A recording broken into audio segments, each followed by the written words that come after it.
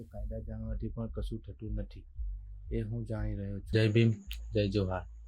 તો આપણા હમણાં સંવિધાનિક રીતે લોકો ચાલી રહ્યા નથી, એટલું તો બધા સૌ જાણો જ છો. પણ હું સંવિધાનિક રીતે આર્ટિકલ 19 મને સ્વતંત્ર રીતે બોલવાનો અધિકાર આપે છે, તેથી હું બોલી રહ્યો છું. શું પોલીસ સાહેબ આપણને મારી શકે છે? જવાબ છે ના. પણ તમારામાંથી કેટલાક લોકો કહેશે, તને કોઈએ કીધું કે ના મારી શકે? તો સુપ્રીમ કોર્ટના જજમેન્ટ પ્રમાણે ડી.કે. વાસુ વર્સિસ સ્ટેટ ઓફ બંગાળ 1997ની મુજબ પોલીસ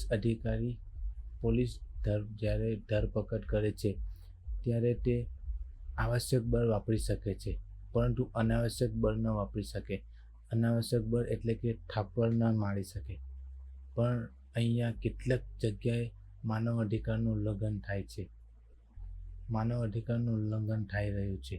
તો જાણો જ છો, હમણાં બોટાદમાં જે 17 વર્ષના છોકરા સાથે થયું છે, તે તો તમે સૌ જાણો જ છો, ન્યૂઝ ચેનલમાં આપણને જોવા મળી જ રહ્યું છે.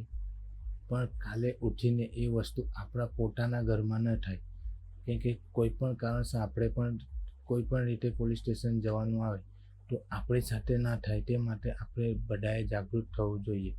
કેમ કે જો આપણું કોઈક સંગઠન કે આપણું હોય તો જ આપણે ત્યાં લડી શકીએ, પોલીસ સ્ટેશનમાં બોલી શકીએ. બાકી સંગઠન ના હોય તો આપણે પણ કંઈક કરી શકીએ નહીં. એટલે આપણે આપણા સંગઠન જ્યાં પણ હોય ત્યાં આપણે આપણા સંગઠન સાથે જોડાઈને રહેવાનું હોય છે. કોઈ પણ સંગઠન હોય, એ પબ્લિકનું સંગઠન હોય, ગ્રામ પંચાયત સાથેનું સંગઠન, ગામના લોકોનું સંગઠન, કોઈ પણ જગ્યાએ આપણે સંગઠિત રહેવું જરૂરી છે. કેમ કે કાલે ઉઠીને આપણા ઘરમાં પણ આ વાત આવે, તો એ માટે જાગૃત થાવ, કાયદા જાણો અને સંગઠિત બનો. જો સંગઠિત બનીશું તો જ બોલી શકીશું.